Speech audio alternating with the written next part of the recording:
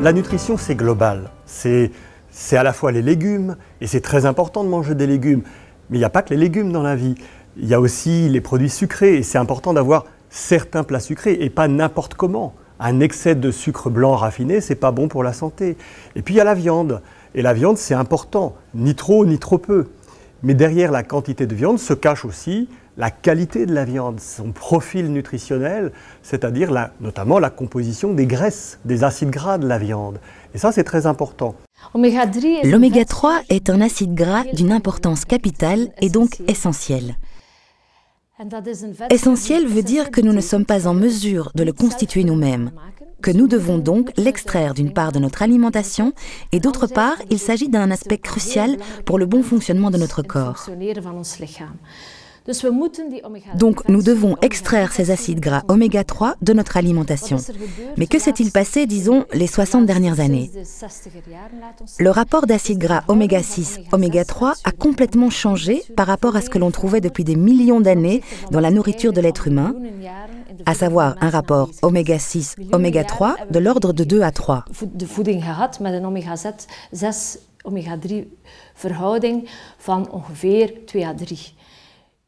Dès les années 60, dû à l'industrialisation et l'alimentation moderne, ces rapports ont changé de manière exponentielle pour atteindre un degré de 10-20.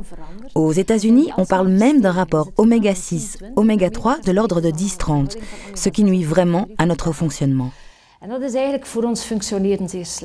De plus, ces dysfonctionnements de rapport ont contribué au développement de maladies liées à la civilisation du type cardiovasculaire, de cancer, d'obésité, de diabète, d'inflammation, notamment le rhumatisme, toutes les formes d'intolérance dans la nutrition, les allergies.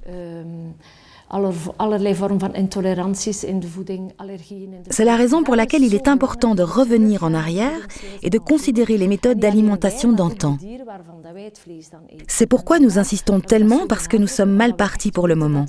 Nous devons revenir au rapport sur lequel notre modèle génétique est basé. Nous sommes constitués pour bien fonctionner avec un rapport optimal de 3 sur 4 et pas de 10 sur 20. Bref, il faut faire quelque chose et il est grand temps.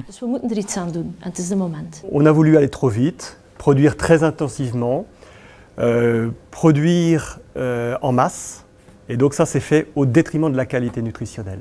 On a vu à partir des années 1960 apparaître des modes de production polluants, on a vu des modes de consommation déviants, on a vu apparaître également des offres alimentaires orientées vers la séduction, le marketing, ce qu'on appelait la publicité, et non plus orientées vers la qualité.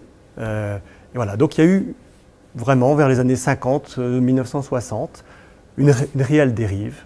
Je pense que certes il y avait le besoin de rentabilité, mais on sait aujourd'hui qu'on peut concilier rentabilité, développement sociétal, développement durable, respect de l'environnement et santé publique.